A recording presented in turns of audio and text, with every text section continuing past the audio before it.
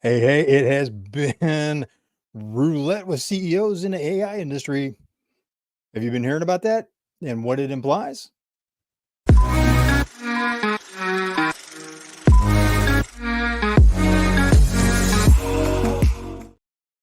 Sam Altman is back after a 5-day hiatus after being fired by the board of OpenAI. And now all of the board, except for one person, are looking for new jobs. A crazy week, right? Sam Altman gets fired. Very vague statement is released in a press release. Well, something don't feel he's being honest enough in his communication. Then their CEO, the president, Mr. Brockman, quit to show support, and it just went downhill from there. Right? They had Microsoft was going to hire both of them, creating a lab for them. Several hundred, stories said anywhere from 500 to 700 employees signed a letter saying that they were going to leave if the leadership wasn't rehired. Now think about that. They only have like 700, 750 employees. So to have a significant brain drain could have been fatal to the company. But now here we are 5 days later. Sam Altman is back, rehired as CEO. Brockman is back as president. The board is gone. They're now fired and looking for new jobs, with the exception of one board member. So you have, I believe, the new chairman of the board is former CEO of Salesforce or current CEO of Salesforce. So bringing some big talent in there. And Salesforce is a user of AI in their own right. They have Larry Summers, who is a very accomplished economist and also was a member of President Obama's cabinet. I believe, I want to say Treasury Secretary for a season, but that may not be correct. He was part of President Obama's advisory team. But politics aside, Summers brings a lot to the table as an economist, and a couple other people brought in. Now, I think that the presence of people that have such deep government connections is an indication, and this is just a personal thought of mine, and not so much a prediction, but just the trend that things are going as the industry consolidates and as the government implements the executive order, released by President Biden a couple of weeks ago, to where basically all new AIs need to be screened by the feds at some point in the future to make sure that they're not discriminatory, that they're not dangerous, that they are not biased, that they do not contain or promote hate speech and several other things. So that Mr. Summers may be part of that, where it's the increasing government involvement in AI and deciding who does what and gets to use what. So we'll see how that plays out. But they have Altman back now. It's very interesting. And what a crazy week that became.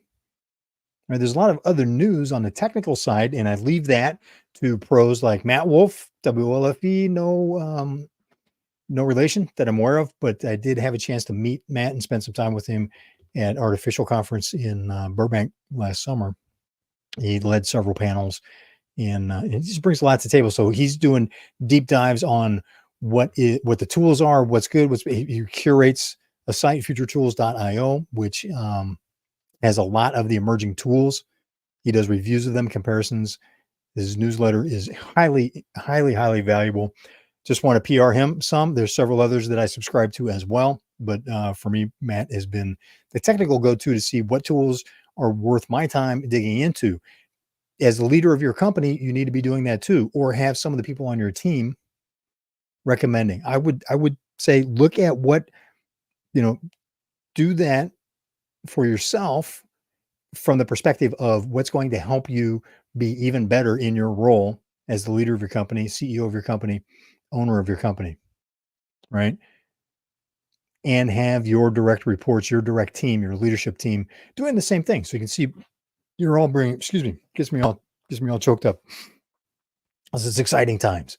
And it's time of giving thanks. We'll come back to that. But to have your leadership team focused on, what's going on out there, and you're all bringing that back together and sharing it, and looking at the perspective of what enables your people. Can't emphasize that enough.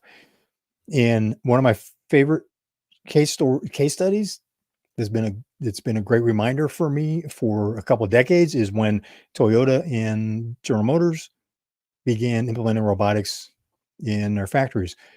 General Motors' perspective was the dream of the lights out factory, where you have nothing but robotics, right? No people, so you don't have all the challenges that go with people and personalities and skill changes and upgrades and union arguments and walkout the stuff that goes along with historically with the automotive industry in Detroit. Uh, Toyota took a very different perspective. They're looking at what enhances safety, what enables their employees to be able to unleash their talents. So it's what allows humans to focus on what humans do best and make it more safe and easier for them to get the job done. Toyota is now the biggest automobile company in the world. General Motors no longer is. One of the problems that General Motors ran into with one of their first, not totally lights out, but close to completely 100% automated factories was it took so long to program everything and change everything over. They couldn't keep up with the pace of change in the industry on the models. So they had $1 billion plus plant that they built as a huge showcase that was obsolete within 3 years because Toyota got faster at releasing models. Used to be a 5-year model release, I believe. So new model will come out. It would be good for 5 to 7 years before they'd refresh it and do a complete redesign to update the model. Toyota started doing that every 3 years, changed the whole industry. Now the rest of the industry needed to keep up with them. This is where they started, part of how they started leading the industry.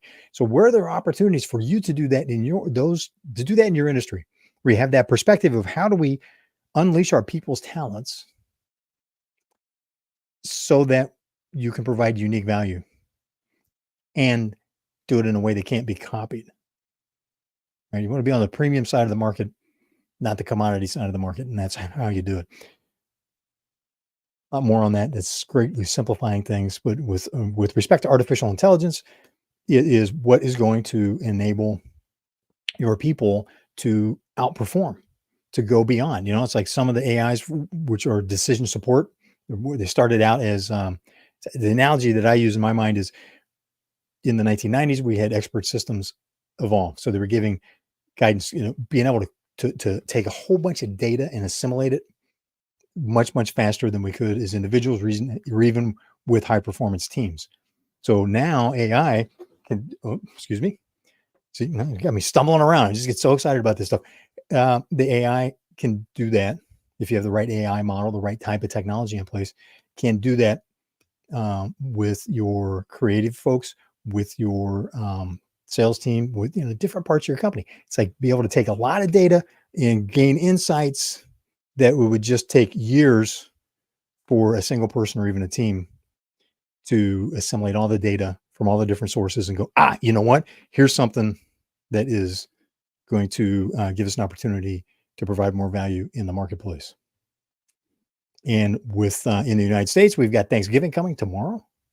So regardless of where you are in the world, I hope that tomorrow you have time to make time to stop, and because really it's easy to lose sight of on holidays here in the States. What's it really all about? And it is about being able to take a moment and give thanks for the good things in life. There's always challenges, but there's always good. And you get more of what you focus on. So Thanksgiving is really about setting aside a day to be thankful for those things that are good in life, those people that have good impacts on your life. So just want to say grateful for you being part of the conversation here on Wolf's Watch. Hope tomorrow finds you, steeped in gratitude and enjoying the day, being surrounded by too much food and the people that you cherish most. Thanks for being part of Wolf's Watch. I'm Wolf, and I look forward to seeing you around the dinner table.